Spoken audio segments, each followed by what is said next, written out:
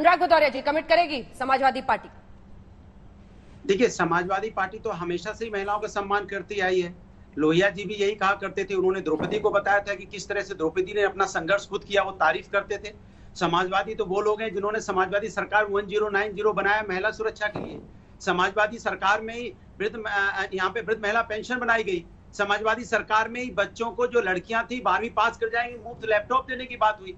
समाजवादी सरकार थी, फिर वही बहलाने वाली बातें किया गया। फिर भदौरिया जी वही बहलाने वाली बातें। सुधांशु जी से मैंने पूछा तो आप हंस रहे थे, लेकिन आप भी तो बताइए ना, टिकट देंगे कि नहीं? टिकट देंगे कि नहीं? देंगे, मुझे समय लीजिए, समय लीजिए, टिकट देंगे कि नहीं बताइए। आपको जवाब दे दूंगा। यही समाजवादी पार्टी थी जहां पे एक राज्यसभा हमारे पास पहुंचा देने को था, राज्यसभा सांसद में हमने आदरणीय जया बच्चन जी को दिया। पूरा का पूरा एक सीट थी हमारे पास, कोई 2 सीटें भी नहीं थी, वो भी हमने महिला आपको दी। और सुधांशु जी बैठ के यहाँ बात कर रहे हैं, इनसे पूछना चाहता हूँ, उत्तर प्रदेश में 51% महिला आपको, जया बच्चन को आपने महिला होने के लिए दी या फिर उनकी प्रतिभा की वजह से दी?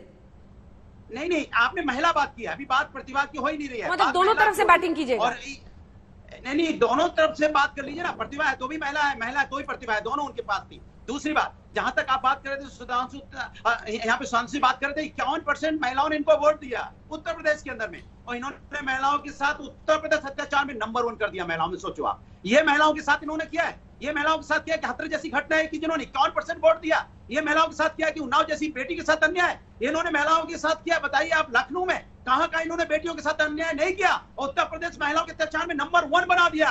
आज महिलाएं सोच रही हूँ उत्तर प्रदेश की, मैंने किन लोगों को वोट दिया था, किन जालिम लोगों को वोट दिया था, जो मेरे हत्यारे हो गए, जिनको मैंने सत्ता बैठाया था वो मेरी आबरू लूटने लगे। जब लड़की वोट देने जाती उसका चीरहरण कर रहे थे ये लोग। शर्म नहीं आती सुधांशु जी आपको महिला सम्मान के बारे में बात करने लिए? एक चीज बताइए, जो आपने यहाँ 4.5 साल 5 साल की सरकार होने को आ गई, जो आपने महिलाओं के लिए की हो, एक चीज बताइए। 1090 हमारा बनाया हुआ है ना, 100 डाल हमारा बनाया हुआ है ना महिलाओं के लिए, और लोगों की समस्या का समाधान के लिए आपने 112 कर दिया। लेकिन महिलाओं के लिए क्या क्या लैपटॉप आपने दिया? क्या हम चिल्लाते रह गए क्या महिलाओं को लैपटॉप दीजिए, बच्चियों को दीजिए? आप 4.5 साल गुजर गए, आपने वादा भी किया था, तब भी नहीं दिया। ठीक है, संजय जी को लोग हैं जो महिलाओं पे अत्याचार करते हैं, महिलाओं का सम्मान नहीं कर सकते। हमने सपने देखे थे इस दिन के, महिलाओं का सम्मान करती है। जी संजय जी, लोकतंत्र में हमने सपने देखे थे कि एक दिन ऐसा आएगा जब महिला भी पार्टियों के लिए महत्वपूर्ण होगी, उनके वोट की अहमियत होगी। क्या वो दिन आ गया है? सीएसडीएस के आंकड़े क्या बताते हैं?